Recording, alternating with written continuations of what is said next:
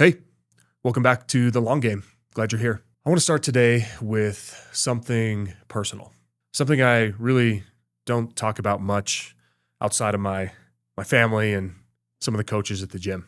When I was in the early years of building OTA, once the excitement and the newness of it kind of wore off, I was struggling. Not visibly. From the outside, I kind of had it together.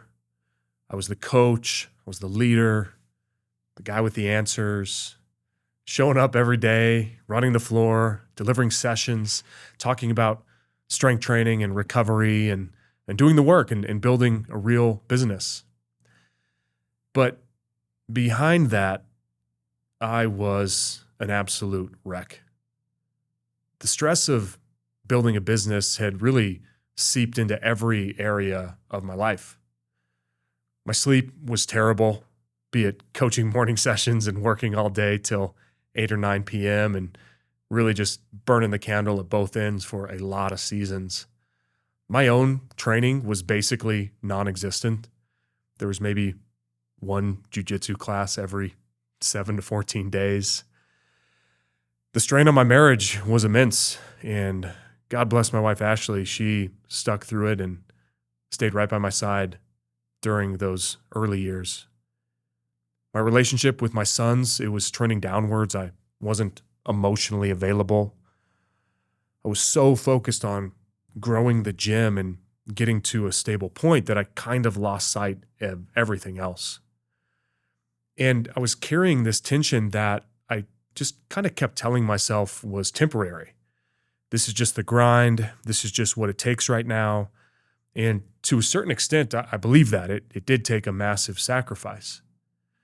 And the part that still gets me a little bit when I reflect on it is that I genuinely thought I was just fine.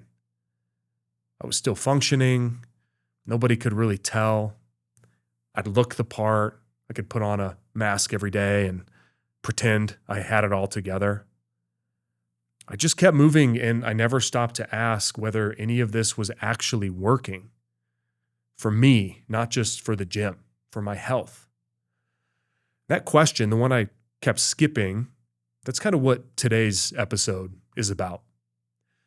Because what I've noticed both in my own life and in watching the general state of how people arrive at OTA is that most of us are deep in the tactics of health and fitness without ever really stepping back to ask what we're doing it for. The workouts, the nutrition, the mobility, the lifestyle interventions, we're busy with all of it. But the bigger question just kind of sits there, unanswered. What are we really doing this for? What are we actually trying to gain, or what are we trying to avoid?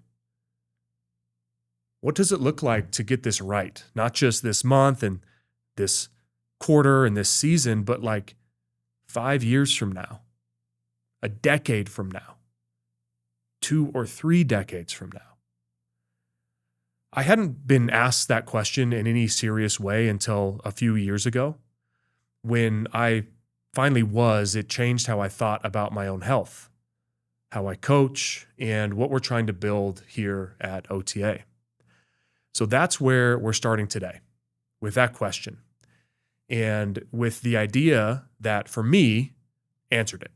So let's start with the questions most people are actually asking when they come through the doors. And this is based on 15 years of consultations with adult fitness clients. Things like, how often should I be exercising? What are the best exercises for insert body part or ankle joint?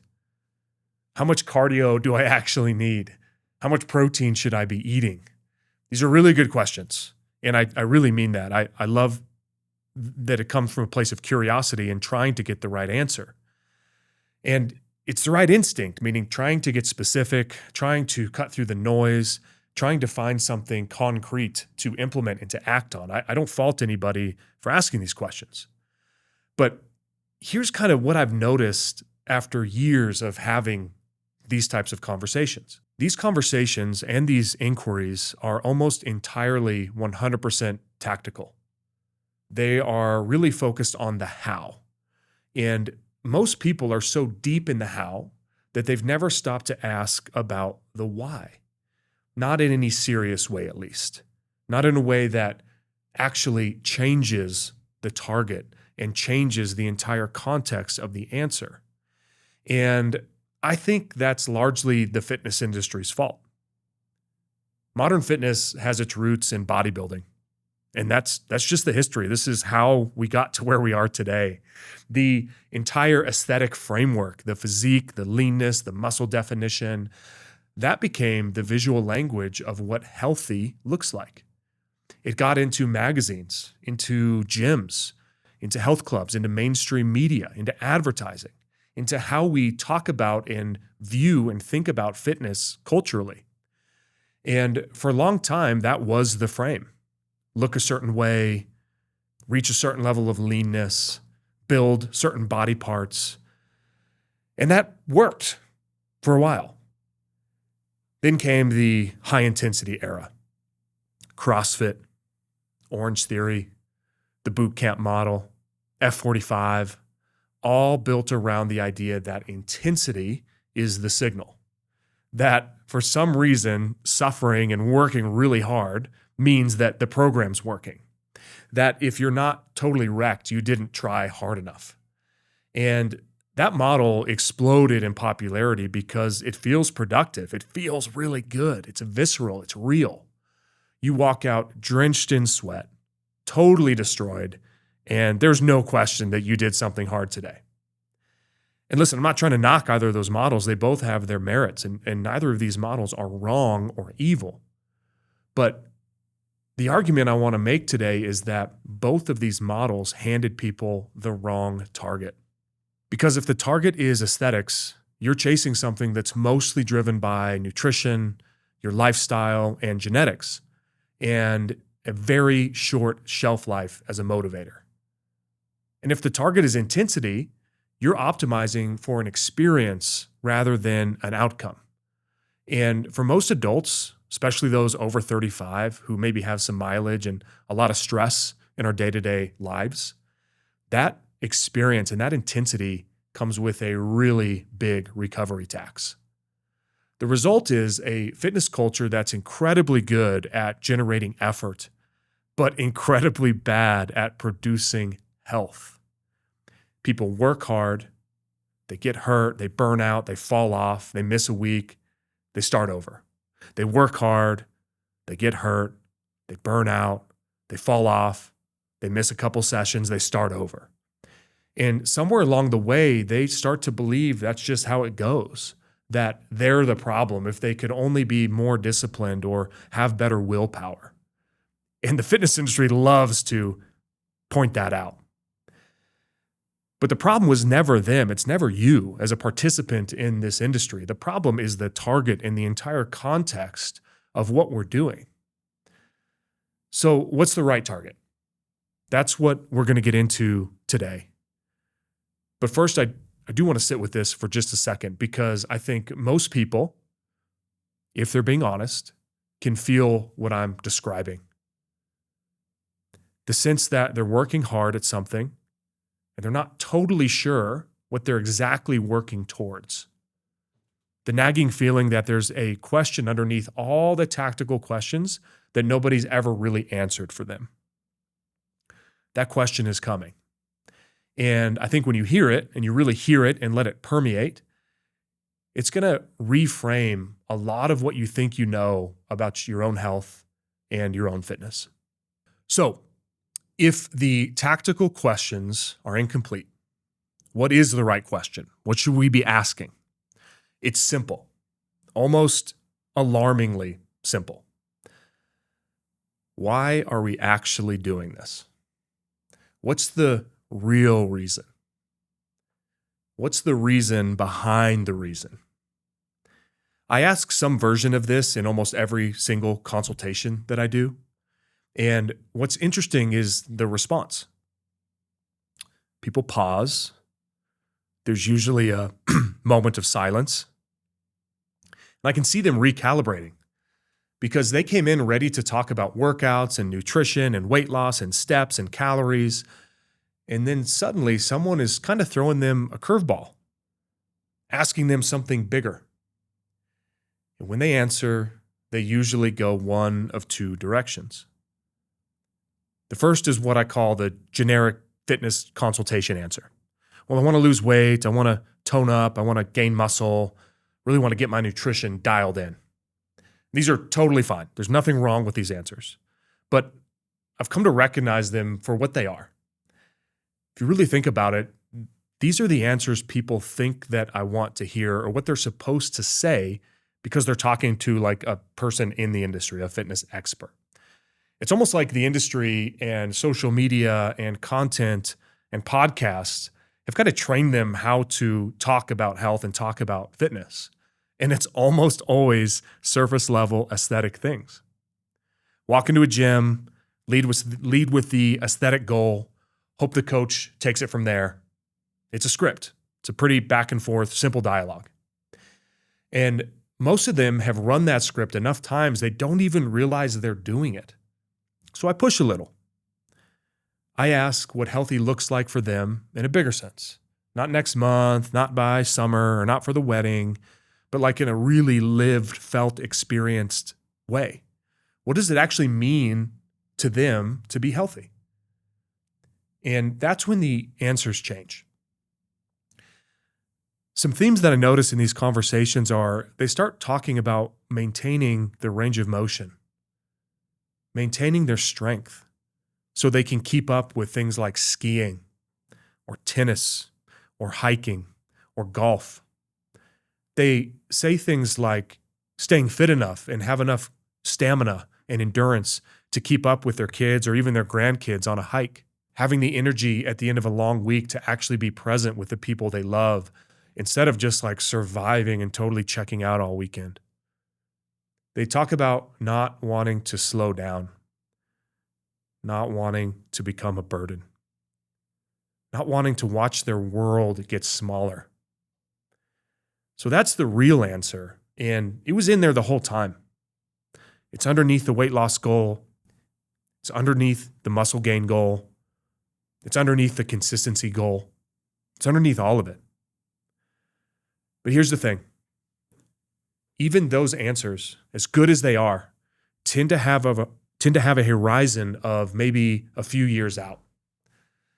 People are generally thinking about the next ski season, the family trip that they're planning, keeping up with their kids while they're still young enough to run around with them, which is real and it matters and it is so important.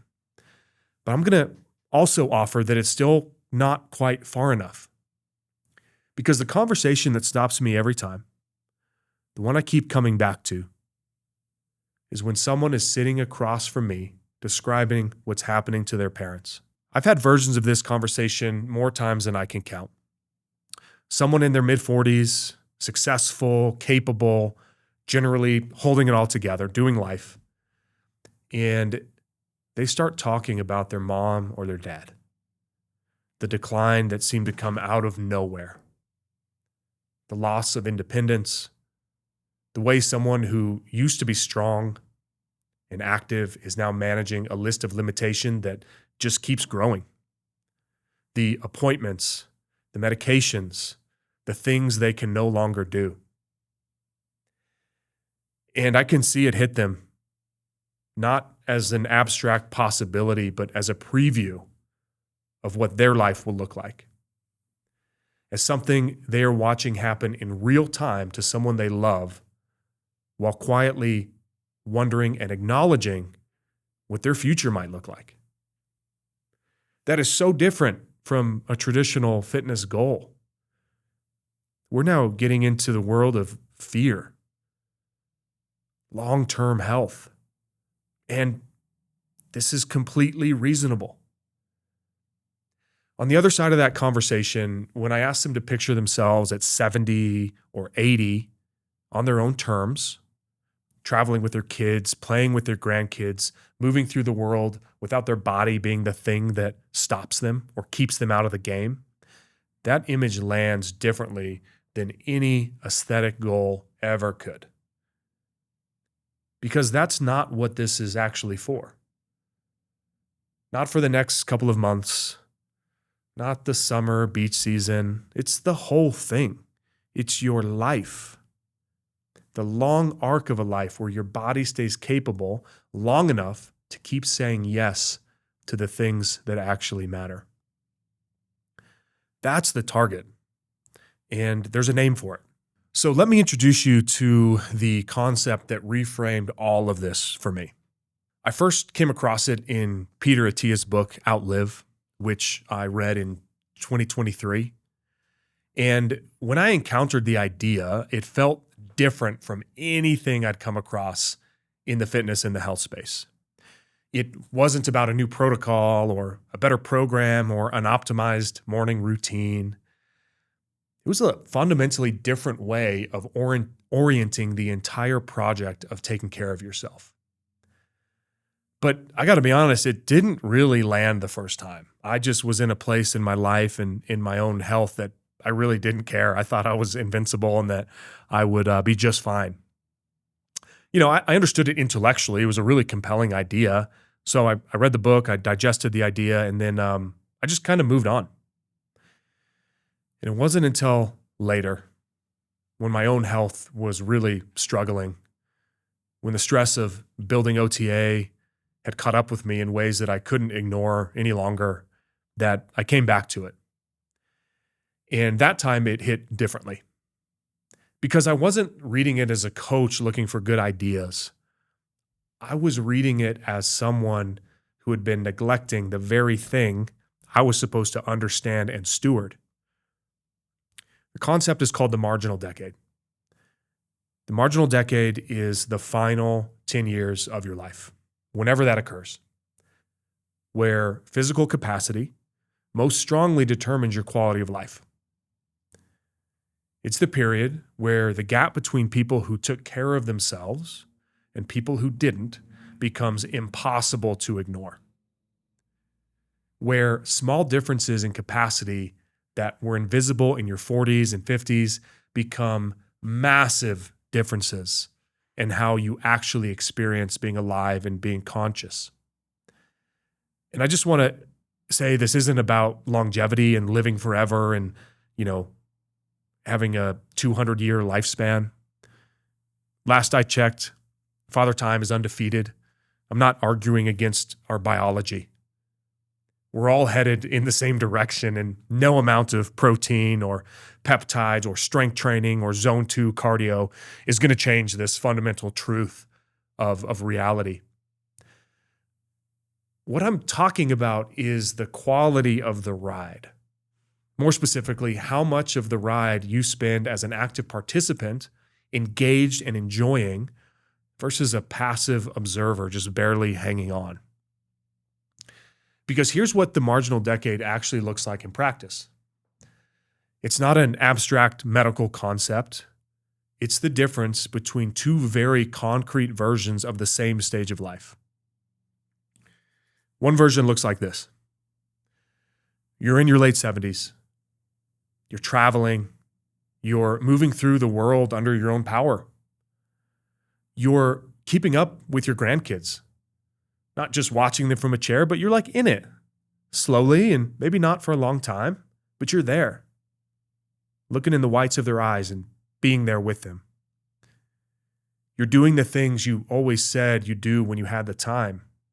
And your body is not the main constraint. The other version looks like this. You're managing a list of limitations that keeps growing. The things you used to do casually that really lit you up and gave you some meaning, hiking, traveling, engaging with your kids and your grandkids, exploring new areas. These are now either off the table or require a level of effort and recovery that makes them feel more like ordeals than pleasures.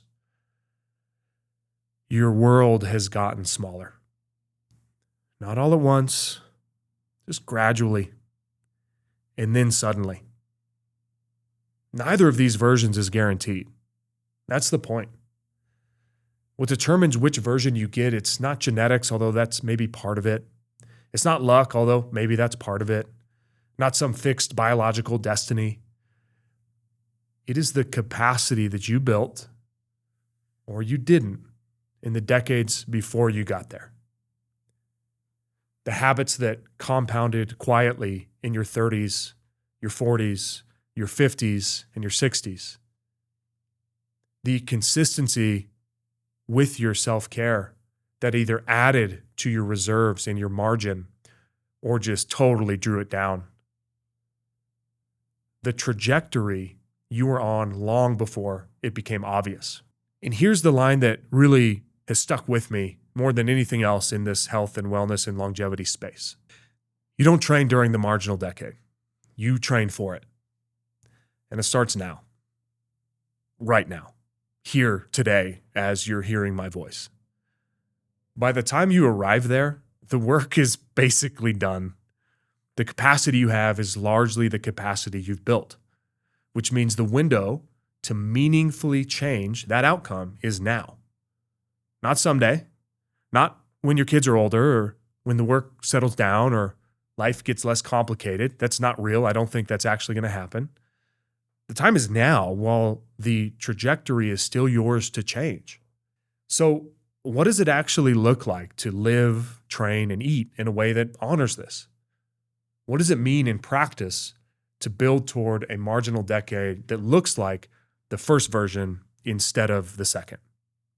So that's what we're going to spend the rest of this episode on, because the reframe is only useful if it actually changes something in your daily behavior. And I think for a lot of people, once this lands, it changes quite a bit. Okay, so this is the part where I'm going to try my best to bring it close to home. Because when I talk about the marginal decade with people, the most common response I get is a version of like, oh yeah, cool, I've never heard of that, but that's such a long time away. I have a lot of time. And that's the point. I understand that. When you're in your early to mid 40s and you're functional and life is full and busy, a concept that is anchored in the final decade of your life can feel so abstract, so distant. Like that's a future me problem. But here's what I've noticed about the people who walk through the doors of OTA, myself included. By the time someone finds us, the marginal decade doesn't feel distant anymore. Not really, because they're already feeling something. The joint pain and the body stiffness that's there every morning and it takes longer to clear than it used to. The shoulder or the hip or the knee that's been quietly barking at you for the past 2 years. The sleep that used to be reliable and it's just not anymore. The weight that keeps creeping up despite the fact that they're not doing anything dramatically different than they were 5 years ago. The energy that used to carry them through a full day and now runs out somewhere around 3 in the afternoon. This chronic low-grade tension that never fully goes away because work is demanding and life is demanding and there's always something trying to take your attention and take your energy. These people aren't imagining things. Something is genuinely off. And to their credit, most of them know it, and that's why they show up at my gym. They've stopped dismissing it and they started paying attention. They have the awareness of, man, I just don't feel right. But here's where I want to push back on the story most people are telling themselves about what those signals mean. You see, the default explanation is aging. I'm getting older. This is just what it is. My body isn't what it used to be. And there's kind of a resignation in that framing that I think does a lot of damage because it takes something that is at least partially within your control and it puts the blame externally. It puts the control completely outside of the individual. And I disagree with that. So here's what I actually think is happening. Those signals aren't just aging. I mean, that's real. That's a biological reality. That's your body communicating and telling you, hey, pay attention. It's the system telling you something about the trajectory that you're on. And the reason that distinction matters is because a signal can be responded to. A signal means the window is still open. You can still change things. You got to understand it's not a verdict. It's not a hard final sentence. It's information. And so I want to be honest here because I think the intellectual honesty is important in this conversation. Some degree of physical decline is very real. Muscle mass does decrease with age. Recovery capacity slows down. Hormones shift. Biology is a real thing and nobody is exempt from it. But, and this is the part that I hope changes everything for you, the rate of that decline, it's not fixed. What most people are experiencing in their 40s and their 50s, it's not just biological aging. It's biological aging compounded by years of inconsistent movement, poor recovery, chronic stress, disrupted sleep, and a fitness culture that either pushed them too hard or gave them no direction at all. The biology is real. I'm not arguing that, but the acceleration is largely lifestyle driven. Think about it this way. The stiffness you feel in the morning, joints feeling kind of gross. Is that aging? Or is that what happens to a body that isn't moving through a full range of motion consistently? The energy that runs out by mid-afternoon, is that inevitable for everybody? Or is that what chronic sleep debt and unmanaged, unresolved stress does to a person over time? The weight that keeps creeping, is that just your metabolism? Or is that a decade of gradual muscle loss that nobody addressed because the program was always about restricting calories and doing more cardio? I'm not asking these questions to make anyone feel guilty. I'm the opposite.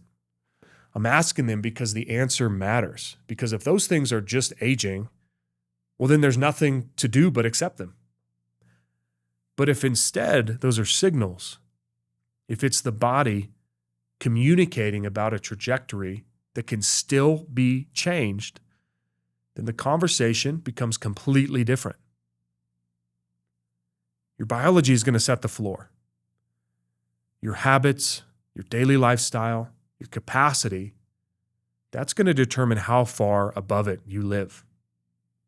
And this is just real. This is just how it works. The biological floor is real. We're not arguing against that. That's very real. But most people are living nowhere near their ceiling. They're living somewhere in the middle, closer to the floor than they need to be. And they've accepted the gap as inevitable when it's not. I see it every day with my own two eyes at the humans and the people inside of my gym at OTA. The marginal decade doesn't announce itself all at once. It builds quietly through years and years of signals that either got addressed or they got ignored.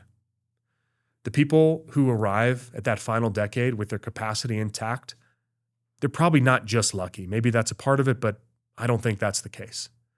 They're the people who paid attention early enough to do something about it.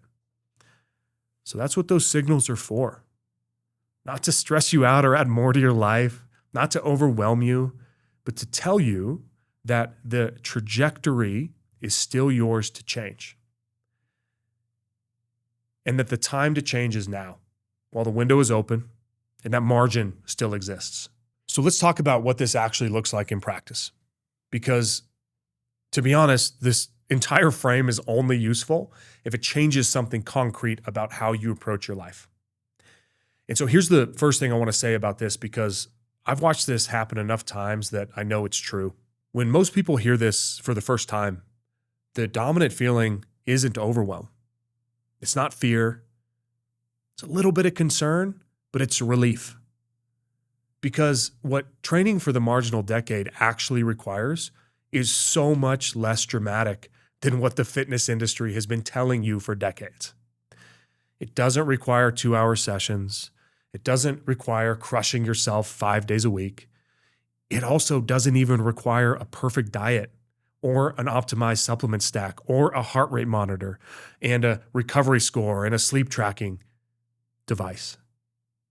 What it requires is consistency and awareness. really smart, consistent movement that's right for your body and your recovery, and a really long time horizon, a really long frame. That's it. I think for a lot of people who have been grinding through programs that felt unsustainable and wondering why they kept falling off, my hope is that by hearing this, it's genuinely liberating. Think of all the time you can gain not going to the gym 6 days a week. Let me explain what I mean by consistency, because I think it gets used as a platitude in this day and age. Everybody talks about it.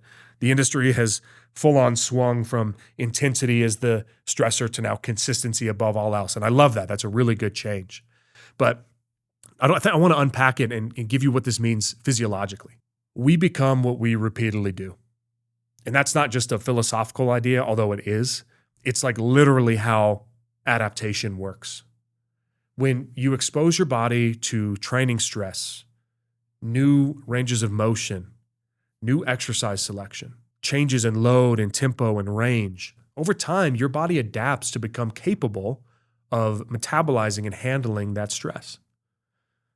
We see it, or it shows up in getting stronger. Our nervous system can produce more force. We can express more. Our joints gain range of motion, and they gain some stability and some strength. Our aerobic metabolism, one of the most important energy systems in our body, it gets more efficient. Your nervous system gets better at the patterns that you're practicing. It's this really awesome motor learning thing that happens internally. And the body, the human body, is extraordinarily good at becoming what it's repeatedly asked to be.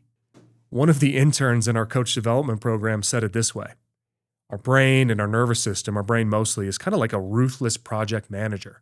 This is a way of saying that if we don't use it, we will lose it. That is the natural state of our body.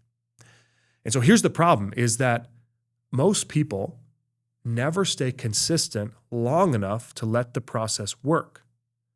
And this isn't an indictment. This is just observational reality, having a really long-term lens of just watching people go through being participants in fitness.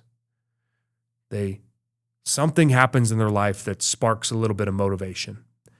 Maybe it's seeing their parents age. Maybe it's seeing a photo of themselves. That was one of my stories. Maybe it's like they went and did an activity and they're like, this shouldn't be this hard. Well, anyways, there's something that motivates them. And they go hard for 2 weeks or 6 weeks or a few months. And inevitably, if they're not at the right dosage of volume and intensity and honoring that margin with their recovery, they're going to burn out or they're going to get hurt. They're going to take 2 months off, 3 months off, 3 years off, and eventually they're going to start over. People want to be healthy. And every time they start over, they're not building on what they had. They're rebuilding from a lower baseline.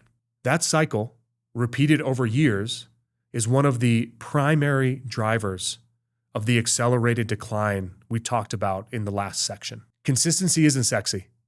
It doesn't make for good content. Nobody posts a reel about the Tuesday they showed up and did a moderate session and they went home and recovered. But that Tuesday is doing more for your marginal decade and your margin than the hero workout you did twice last month and couldn't walk after. That's what it's built on, these little moderately intense to moderately high intense sessions stacked up over time.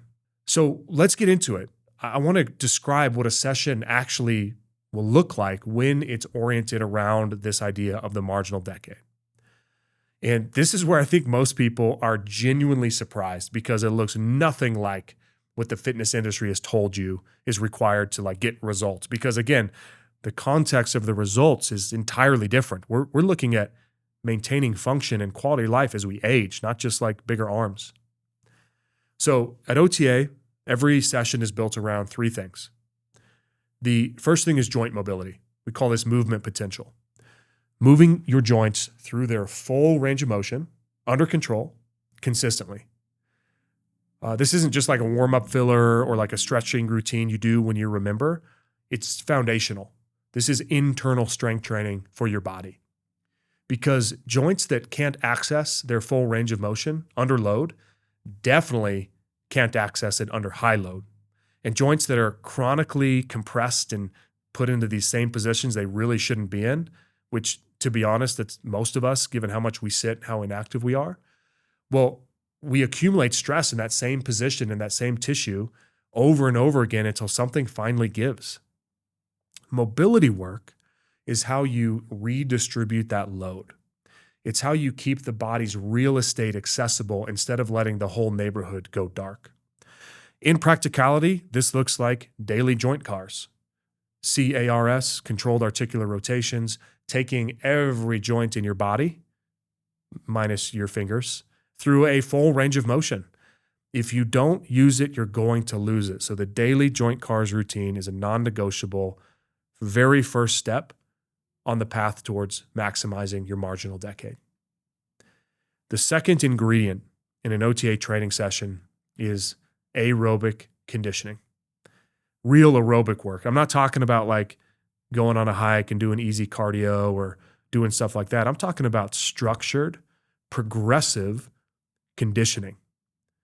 Not the kind that like has you gasping and hanging off a rower for 30 seconds when you're going hard, 100% effort. Really, I'm talking about sustained, moderate to high intensity effort that builds your engine, repeatable, sustainable efforts. Your aerobic system, whether you want to acknowledge it or not, this is actually the foundation for just about everything else in your life. It governs how quickly you recover between efforts, between sessions, between hard weeks of life. It affects how your tissues recover, how your cells and your cellular conditioning kind of communicates and produces energy. It is also one of the single strongest predictors of longevity and health span in our current understanding. Do some reading on VO2 max and tell me there's not a connection. And it is almost universally underdeveloped in every single person who comes to us, because the high intensity model convinced everyone that slow and steady was a waste of time and screw doing these things for 30 minutes when you only have 5 minutes. You just need to crush yourself. And I'm here to say it's not. This is not a waste of time. This is the base. This is the work, cellular conditioning and aerobic conditioning. The third ingredient is progressive overload. This is strength training, lifting heavy things, getting stronger over time. I'm not talking about building muscle the way a bodybuilder would or shaping or toning. I'm talking about getting strong in the bench press, the back squat, the deadlift, chin-ups, the big primary compound multi-joint movement patterns. And here's the part that I think really surprises people. In fact, when I came to realize this in my own life, but also as a coach, somebody who does program design for a living, you need far less strength and intensity exposure than you may think.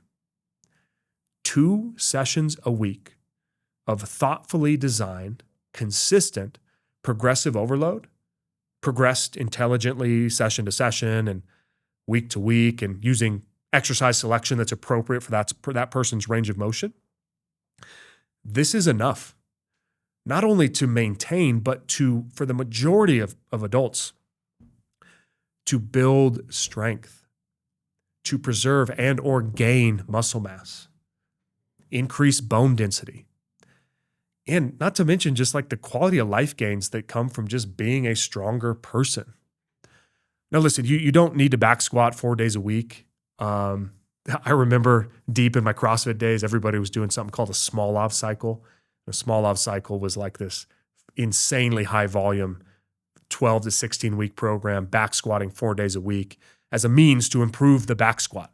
It was a very specific physical preparation tool for Olympic lifters and power lifters.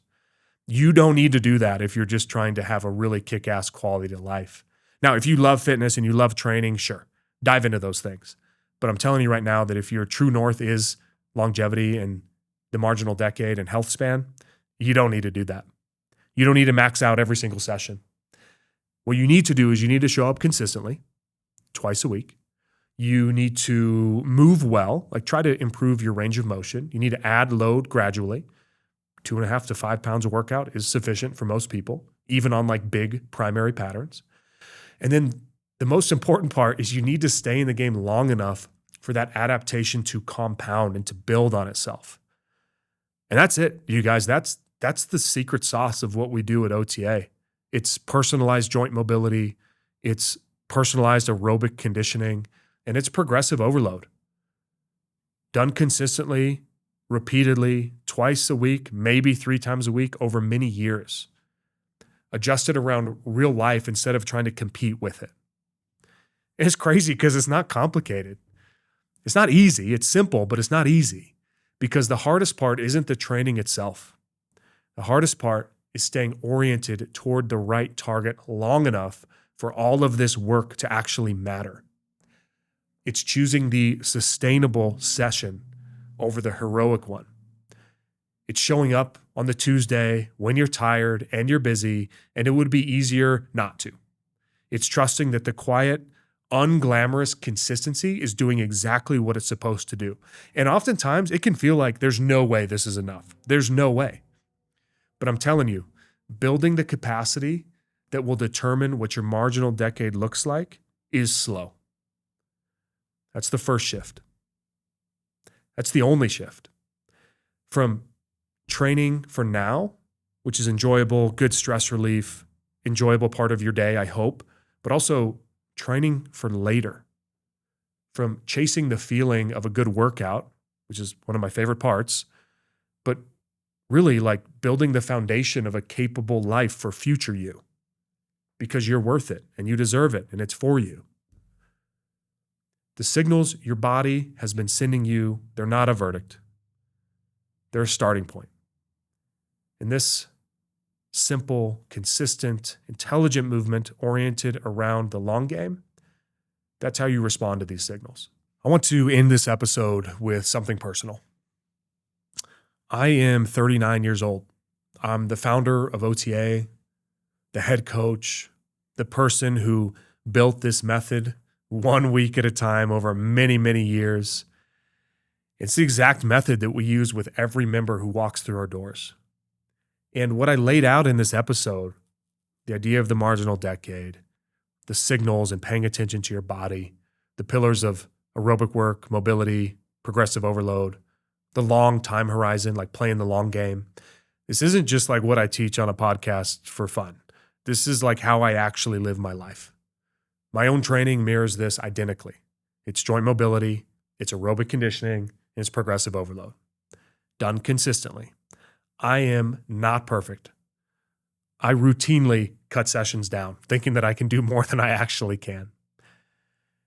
The same thing I'm asking of the people I coach and the team that I lead and the people that they coach is the very same thing that I'm doing myself. Because I don't think you get to ask that of someone else if you're not willing to do it yourself. I feel genuinely fortunate that I found this frame at the young age of 39. Because 39 is early. I've got a lot of time ahead. The window is wide open. The margin that I can build between now and my marginal decade, it's significant. If I do the work, if I stay consistent and keep the right target in front of me, I'm going to get the goal that I'm after. But I do want to acknowledge something. I'm not doing this because I have it all figured out. I'm doing this because I watched my own health suffer while I was supposed to be the guy who knew better. I was supposed to have it all figured out because I've sat across from enough people describing their parents' decline to know exactly what the other version of this looks like.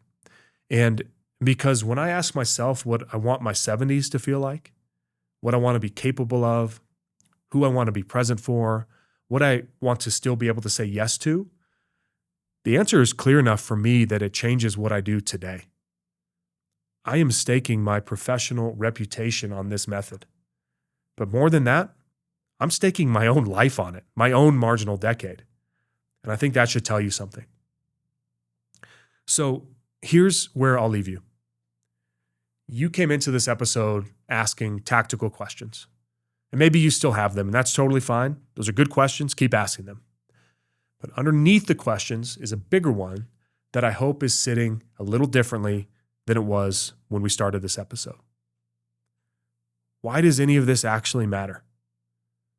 Not this month, not by the summer, But in the long arc of your story, when the people you love need you to show up, when the trip you've always talked about is finally on the calendar, when your body is either the thing that lets you say yes or the thing that makes you say no. Why are you actually doing this?